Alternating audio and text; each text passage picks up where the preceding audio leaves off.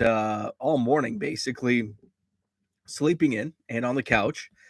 And then I found some energy, did some shipping yesterday afternoon, but it was one of those when you're like feeling like when you're sick and you have enough energy, it's like, okay, I'm feeling good. And 15 minutes later, it's like I'm completely zapped. Like I used all of the reserves of my energy. Back to the couch I go. An hour later, I build up another 15 minutes worth of energy and do some more shipping. So I did a lot of that yesterday throughout the day. Was feeling better. I feel better this morning, but not, I'm still 50%. Um, like all day, it's like, oh man, I have to stay awake and do hobby hotline at 8 p.m. But I was able to power through. My wife's like, just have some caffeine. It's like, I don't want to do that because I want to sleep. So as soon as we wrapped Hobby Hotline last night, which by the way, check it out, episode 99 on YouTube. Just search Hobby Hotline. As soon as we signed off, went upstairs, popped a couple NyQuil, going to bed. So decent sleep, much better than the night before. Still, again, I feel like I'm at 50%. I am gonna brew some coffee this morning just because it's already Wednesday and I wanna be on top of the shipping. So right now, once I did my 500 and ended up being like 530 some listings because I forgot I listed some in the morning just on the couch. So 530, 540 listings on Monday. I feel that's now I need to keep on top of shipping. Now normally that's not going to be the case because it's going to be once I get on top of shipping, it's boom, boom, boom, list, ship, list, ship, list, ship. But I'm going to Chicago for 3 days this week, so I need to make sure that all the shipping is, I need to be completely, I want to be at zero by the time I leave for Chicago Friday morning because when I get back on Sunday afternoon, it's right back. There's probably going to be at least 100 to 150 items to ship by the time I get home Sunday afternoon. So, and then we go into Thanksgiving week, families coming into town. So that's going to be taking up a lot of nights. My Madison card show is Saturday, November 27th. So it's basically the next 2 weeks. It's going to be kind of a focus on making sure I'm caught up on shipping. So that's where I'm at. Jenny says I am not picking up a membership. I don't know anything about it. Never sparked joy for me to look into. So I'm going to get into that. Jenny is talking about Montgomery Club. That's what I'm going to talk about today. If you watched Hobby Hotline, listened to it last night, kind of have my thoughts on it already. Diego says, funny how I hear my phone alerts around 8 and the Bo show is on. Morning, everyone. Jenny and those after the comment. Fall Creek, good morning. I think you show your shipping method on some video. Yeah, I do. I have a video where I show my PWE shipping, which I actually need to update that because I think that shows me doing a piece of cardboard. I ended up experimenting with no cardboard in a plain white envelope, and I haven't had any issues. In fact, I've had more issues historically with a piece of cardboard because it can get jammed in the machines. And I'm not spending an extra 20 cents to go non-machinable when you don't actually need to, because I haven't had any damages by the machines in, thousands upon thousands upon thousands of cards sent in that method. So, so I don't even do the piece of cardboard because that can actually cause more problems than not. Mike, good morning to you. When you update the PWE ship video, you should show the 9 pocket pages cut into 3. Yeah, that's a great method. I've never actually done that. But yeah, that's a great method. It works. I've received cards from Jenny in that method and others as well. And they've all arrived safely. So Diego says the Bo Show, and I just wanted the Bo Show was actually a name of one of my very first, when I was in radio, my very first radio show. I Was working in a small town in Illinois. It was about 30 minutes from home, and I was working there and going to school at a junior college nearby at the same time. And my I worked there like 2 weeks, and the guy who did the afternoon drive quit, and they're like, "Do you want to do the afternoon drive show?" And I'm like, "Yeah." I think I was 18 or 19 at the time. Heck yeah. What's up, David? Good morning. And so I did a afternoon drive show from 4 to 6 and called it the Bow Show. And I think I still have like some of the tapes. They may have been left in a storage shed or something in a move, but I don't even want to go back and listen to those tapes because it was literally like my first foray into radio. And in fact, I've lost a lot, and these were recorded on cassette tapes. But it's like maybe now it's 20 years later, and I'm not even in radio anymore. It would be fun to go back and laugh. But I don't even know if I still have some of those tapes. I've actually lost so much uh audio from my radio days. It's unfortunate because when I was working in radio, we had cassette tapes and then we could burn stuff onto CDs, but uh you know we didn't have the trilobyte or terabyte you know uh chip cards that you can just plop into the laptop, and like every piece of audio ever can fit on one little USB port. So I had the biggest, I could care less about the Bo Show tapes or some of my high school basketball play by play, although some of those I would be interested in going back and listening to. But um, my biggest disappointment in what I lost was some of my old baseball interviews. I interviewed Derek Jeter, Andre Dawson, Cal McLish, which I actually we sold the radio station. I did like a hour long interview with Cal McLish, who played back in the 50s and 60s. Um, and the story he told, and it's not like it was an exclusive, but he told this story several times. The story of how he was named Calvin Coolidge, Julius Caesar, Tuskahoma McLish, and in his words, his dad, he was the son, he was like he had like 17 brothers and sisters, and so he said his dad uh got to name him after his mom named all 17 of his siblings, and his dad had been into too much fire water, in his words.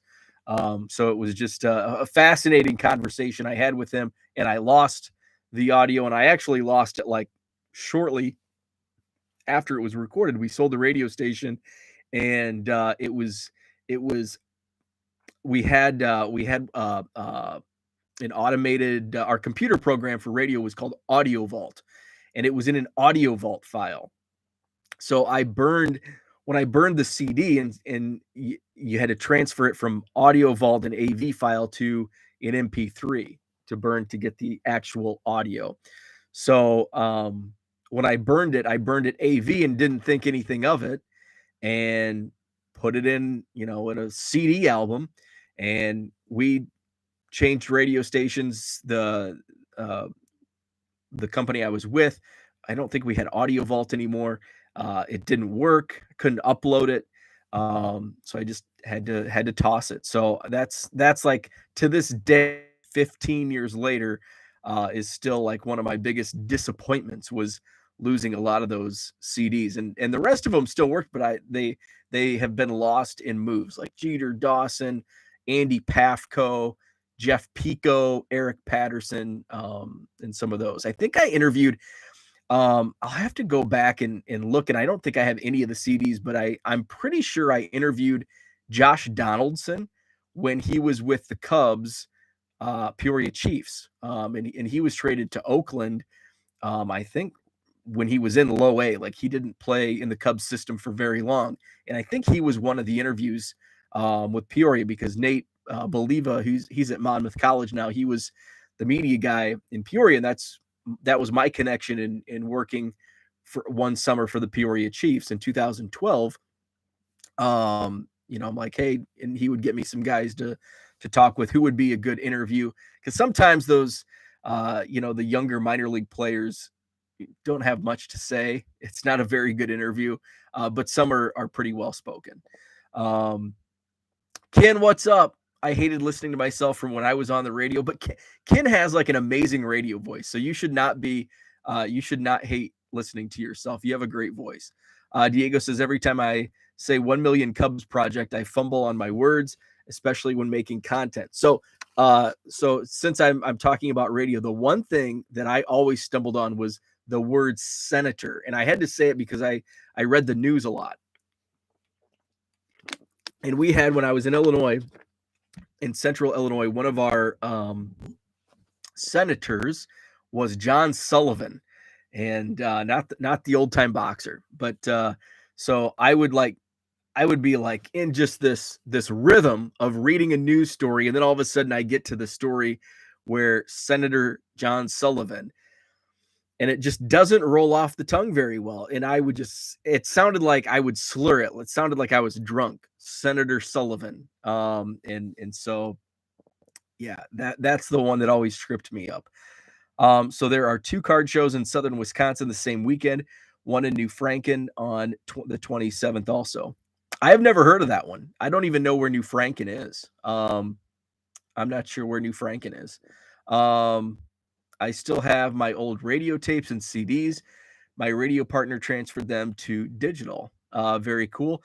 I have, like I said, I have a bunch, but I'm not sure where they. Well, I'm pretty sure I left them in like a storage shed when I moved to Wisconsin. Mike says New Franken is near Green Bay. Okay, that must be a new show. I've never heard of. When I was putting my schedule together, I was comparing it. I was looking at Oconomowoc, Oak Creek, and Appleton shows.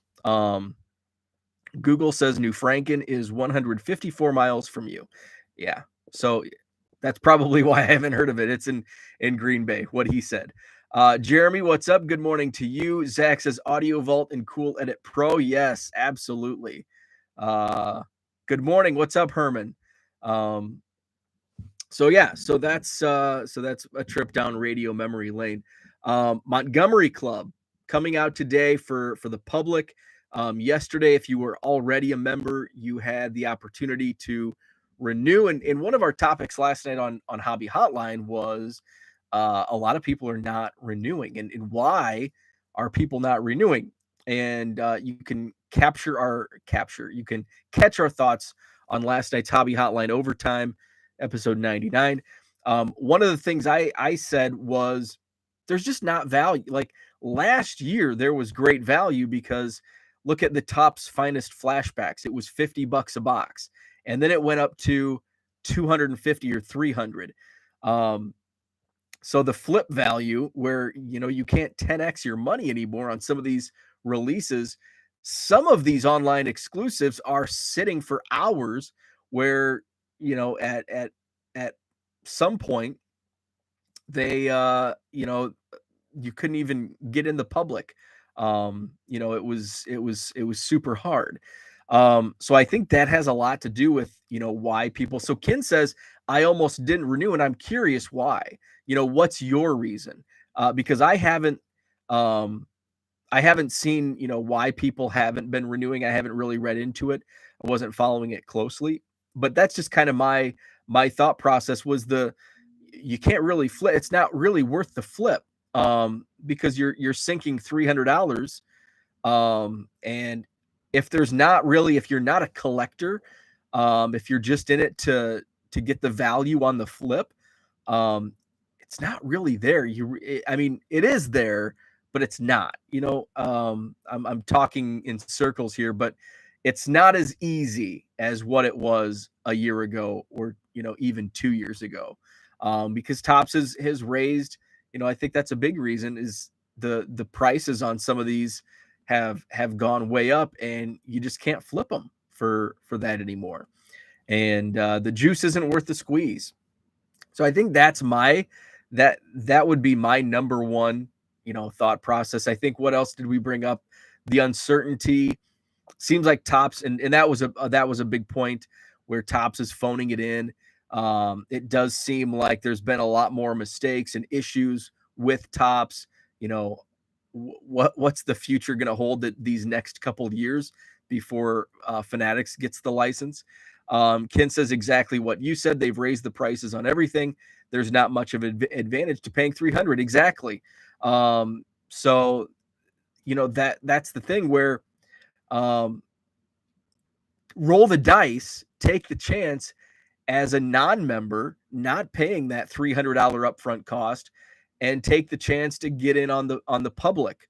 I know it's difficult, and more times than not, you'll be left out in the cold. But at least you have, when you have the membership, you have that opportunity. Even though, and I think some people may have been disappointed. I don't think I brought this up last night, but it came to me later where there was the issue with the renewals. I think a lot of people were upset with how the renewal process played out last year.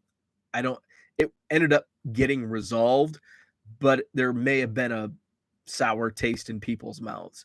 And I can't remember the main point I was thinking about, but so I think in what I thought was in reading the Montgomery Club, because I believe last year was the first time, or maybe it was 2 years ago, was the first time that Montgomery Club members were getting first crack at these online exclusives. And it was almost like you're guaranteed a shot. So just going to go chat. So I see F1 being, Ken mentions F1. So it's almost like, so F1 Sapphire, whatever the big F1 product is, if you're a Montgomery Club member, I've got first shot. I've got a 24-hour window to buy my box of F1 Sapphire, which wasn't the case. It was a very short window, and I think they limited how many was actually released. So there were more Montgomery Club members than Montgomery Club F1 Sapphire boxes to go around. So you were cut off. So you still had to be alert and on your game and get to that right away. You didn't have this, timeline. Like if you weren't one of the first ones in, you were left out in the cold. And it's like, why in the heck did I spend $300 on a Montgomery Club membership when I'm not even guaranteed? Like I'm still like racing with the public, no pun intended, with F1. So I think that was something that I thought if you had a Montgomery Club membership, you were guaranteed the opportunity to buy one box within a time period, which ended up not being the case. And if that's wrong, correct me, but I'm pretty sure that's how it rolled out. David says there's really nothing that has not had a Sapphire release to date outside of Star Wars. 2021 was fueled by debut F1 and soccer releases. Ken says, as much as anything, I did it for the Montgomery Club factory set and hoping they'll have more F1. David says F1 really doesn't produce yearly rookies. I would think that would be a problem with F1. I guess they can include a bunch of F2 guys. Is F2 a thing? I don't know if that's a tongue-in-cheek. Is there F2 racing? I have no idea how racing works. I kind of understand NASCAR just because my dad was a gearhead. But the other stuff, I have no idea. DR, what's up? Good morning, all. Great show last night. Thank you. I appreciate that. Ken says that doesn't keep NASCAR from having multiple yearly sets and rookies. So, yes, F2 is like their AAA. Okay, awesome. I had no idea. So that's my thoughts on Montgomery Club. It's open to the public today. I have no interest in Montgomery Club. And the funny thing, and I brought this up last night, when Montgomery Club was initially released, and I can't remember what year it was. It must have been 2017 or 2018. Whatever year it was, that was the year that I was buying like all these online exclusives. I I was buying the Bryce Harper X set. I think that was the first. So it was 27. No, must have been 2018. 2018? I don't know. Anyway, I was buying the Bryce Harper X set. I was buying the Topps Living Cubs cards. I was buying a lot of these to 2018. Okay, so yeah, 2018. And then all of a sudden this Montgomery club, it's like, ooh, and at that time in 2018, they didn't have the exclusive deal because they weren't selling out. I mean, they were selling out, but it wasn't they weren't being gobbled up like they ended up being gobbled up in 2019 and 2020. So, and I just looked at it and it's like the big draw, like now, it's funny looking back at Montgomery Club, where today the big value in Montgomery Club is having the first crack at buying these online exclusives, where in 2018, the big draw was the autograph set. Like people were like, oh, well, you get a complete set with the stamp and you get a set with an autographed card. That was the draw. And now it's like, those are like secondary. Ken mentioned he likes the factory set. I know a couple other people, that's kind of why they're into it. But for the masses, it's like, I just want first right at whatever Sapphire is going to be released. So it's funny how the Montgomery Club has evolved since it was started in 2018. So Montgomery Club is basically a spot at being first in line. That's what it's become, Jenny. So the Montgomery Club has I'm not going to click, but basically, so the Montgomery Club is similar to, if you're familiar with any other, it's very similar to like a Jelly of the Month Club, where in the holiday season, I was watching Christmas Vacation the other night. It's similar to that, where you don't get an item every month, but it's like maybe every 2 months.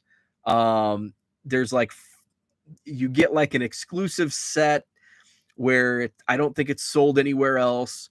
There might be an autograph in it. There was initially. There's a factory set, which comes out at the end of the year, and it has the Montgomery Club foil on it. There's some other just little perks. But the big draw point in the last couple of years has been they added this, you get first dibs before the public at some of these online exclusives. And so that's been the main selling point for Montgomery Club here over the last couple of years. Brad's with us. What's up, Texas Card Dude? David says that's correct, Jenny. You get 5 guaranteed Lost Design sets. 1 includes an auto and the stamped factory set. Thank you, David. Yeah. So yeah, 5 sets. And so this part, like being first in line, essentially, it was kind of a throw-in at the time. In 2000, when did they first do that? Either 2019 or 2020. And it was kind of like the transition between, we want these lost sets as opposed to we want first in line. And it's become first in line. I think they cut 1 or 2 of the 20 card sets for next year and raise the price. Plus, they've cut out autographs. They are laughing up in the ivory tower. They're not going to be laughing for too long. Yeah, they've raised the price every year. So I don't have any issues with that. I think, Ken, the reason why is because I don't think members really care about those sets. I think, and Topps knows, they can raise the prices and give you less sets because they're not buying it for the sets. They're buying it for that exclusivity. It's almost like a VIP to a club where, you can get in early to the nightclub, but you still have to pay for your drinks. Where, maybe the VIP started with, oh, you can get in early and you get a couple free drinks. And it's like, well, people will still pay for the VIP just because they want that vanity. I think that's what it's become. So they can in honesty, in my thoughts, I think they could take away all of the sets minus probably the factory set they do, still charge $300 and still sell out. They could take away all of the other sets, maybe keep the factory set, but just and if they do, so here's what they could do. Here's in my thought. They could keep the price what it is right now at $300. Say right now the price is $300. They could take away all the sets, all the lost sets, keep the factory set, but guarantee within a time period that every Montgomery Club member gets a chance at buying an online exclusive within a window, within like a 12 to 24 hour window. At $300, it's still going to sell out. Those sets, I don't think the masses like those sets. Yes, there's still people that buy it because of those sets, but I think a large percentage of people buying Montgomery Club are doing it for the opportunities at those exclusives. Sorry, I'm getting dry mouth. I haven't had coffee. I'm going to drink coffee. I didn't do yesterday. I didn't drink coffee yesterday because I felt like crap. I still kind of feel crappy, but I got to have coffee this morning. And actually, I read yesterday, did you know that the best time to drink your first cup of coffee is actually 60 to 90 minutes after you wake up, because caffeine messes with cortisol levels. So it tricks your body. So that's sometimes if you have a cup of coffee like immediately and you feel tired like right away, like it's not like, how come this coffee isn't working?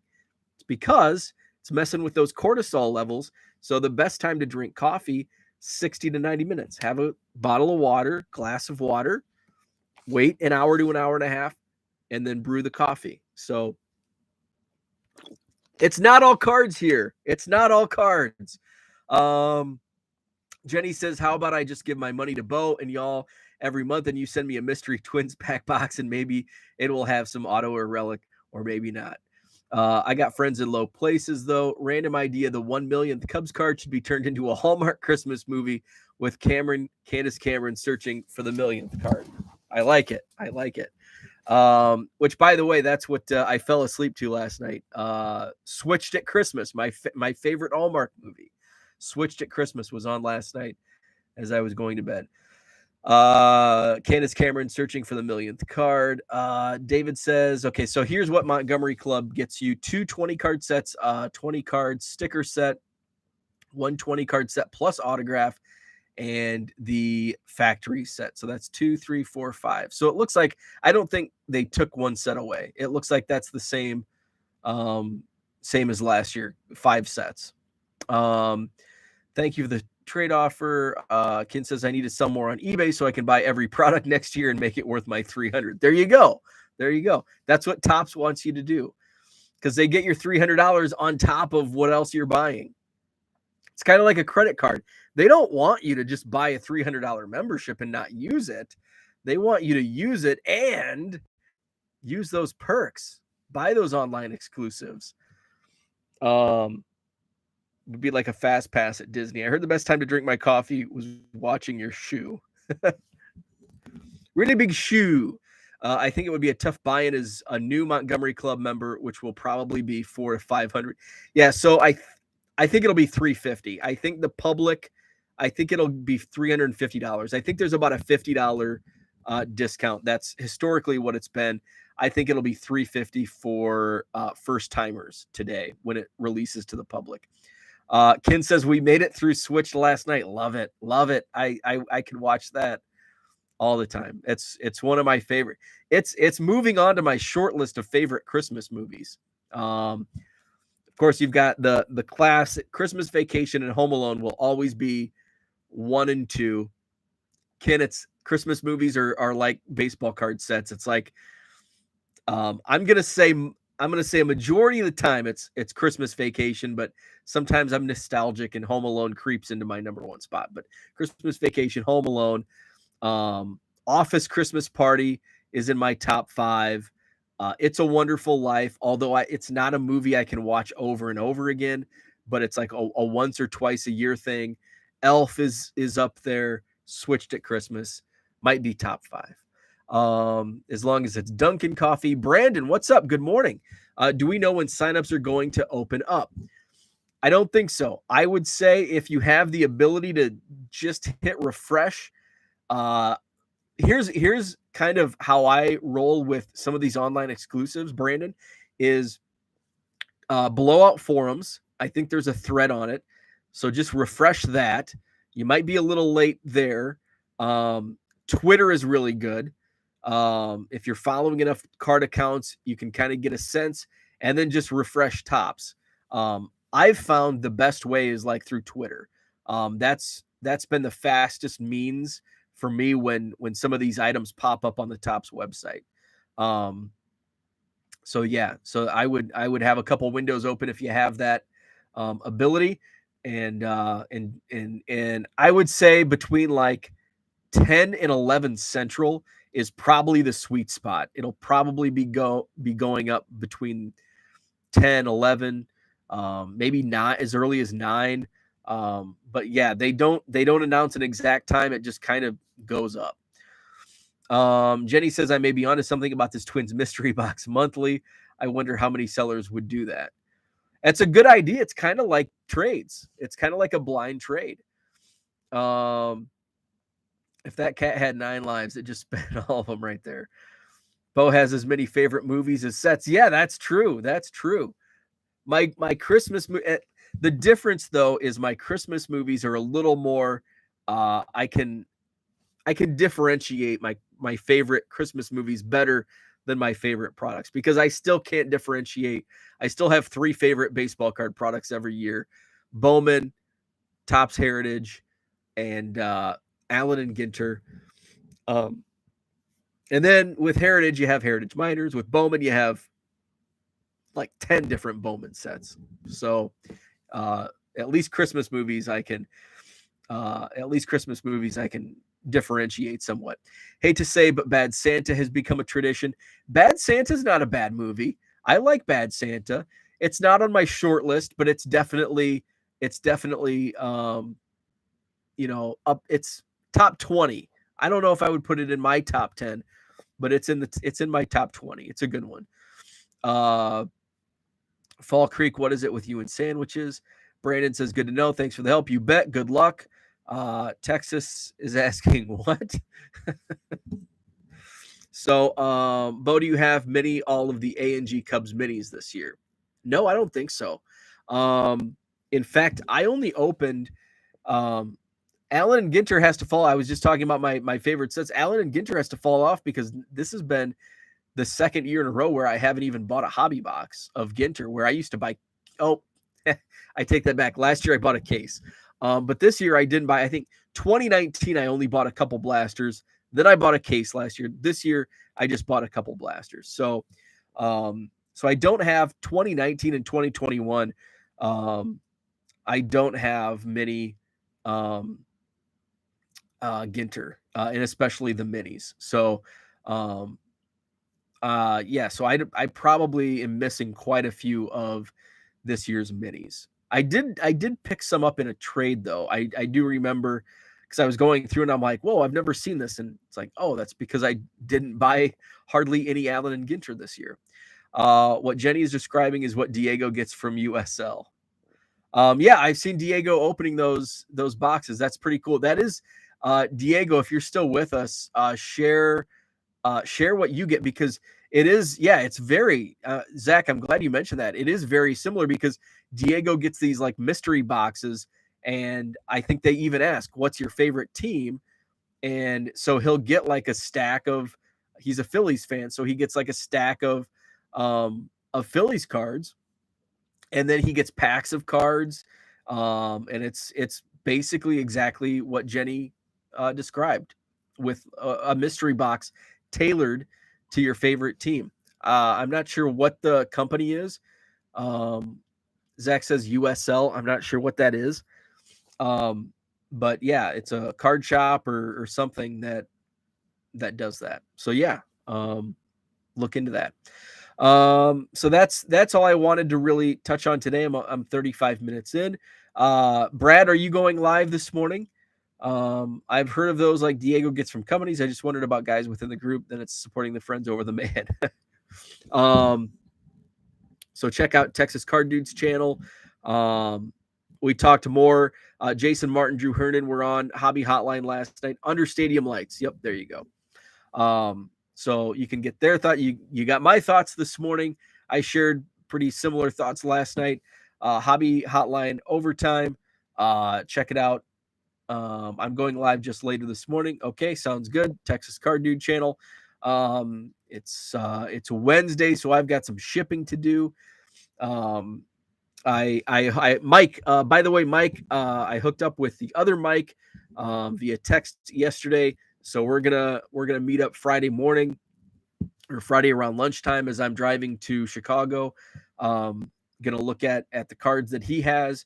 So I'll be coming home with a lot of stuff this weekend because hopefully we crack a deal on Friday before I go to the show on a bulk buy.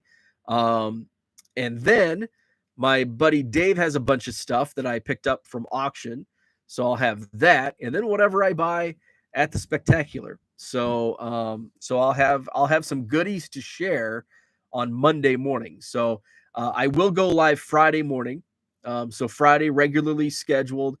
Saturday and Sunday I won't be live. I'll be in Chicago for the spectacular, and then Monday I'll be live same time, 7 a.m. So I'll try to be on time tomorrow. Yesterday was really late. This morning I was just a little tardy. So hopefully I can be there on time. I haven't made thumbnails, so hopefully that doesn't hurt the search algorithm within YouTube, because I have noticed when I do a different thumbnail for my videos, I see that my videos get more views. So I need to be more, and I've tried to do that. You probably noticed recently I've done more thumbnails to the topic, and I need to do that more often. This morning I was in that NyQuil fog, so I was running behind, so I just didn't have time. We have a monthly card show in Syracuse this weekend, third show in 2021. Awesome. Good luck there. Debating if I want to go to the spectacular. It's going to be a great show. I don't know where, Brandon, you're at, but at least check it out. It's going to be a really, really good show. The September, this is the first one since November of 2019, because it typically runs November and March. This is the first true spectacular since November 2019, because they had one in September. COVID canceled their March, canceled their November 2020, canceled their March 2021. They were going to push their March 2021 to June. They still couldn't hold it. So they pushed it to September, which was only a month after the National at the same location. And so it was, the September show was pretty crappy. So it's going to be a big one because a lot of the out of town sellers that also did the National didn't do September. They'll do November. So Ricardo says, can't wait for the spectacular. Bought the 3-day VIP pass. I haven't done that. I've got to look into the perks on the VIP. I'm big on VIP for the National. I'm not sure if I'm going to do, I'm going to do that as soon as I sign off. I'm going to check what the value is there. Brandon's pretty close to where it's held. Definitely go at least one day. I will be there Friday, Saturday, Sunday. I'll be there when the doors open on Friday, and then all day Saturday, Sunday. Jenny says, wait, we get giveaways for listening. I skipped September show. Yeah, I did too. I had my friend who I'm meeting up with this weekend. He did go to the September show and said it was awful. Said it was just absolutely brutal, which I'm not surprised just because of the timing. So it's going to be fun. So have a great Wednesday. Oh, it's garbage day. I've got to get, it's recycle day too, recycle and garbage. So I've got double garbage duty this morning. So perks not as great as the National. Yeah. If there's a parking parking pass is what it's about, because it's $15 in the garage, and if I'm going to be there, 3 days, that's $45. Tack on the admission cost. So a couple of VIP autos and a few giveaways. Okay, I'll look into it. See if I'll dive in. So have a great Wednesday, and we'll talk tomorrow.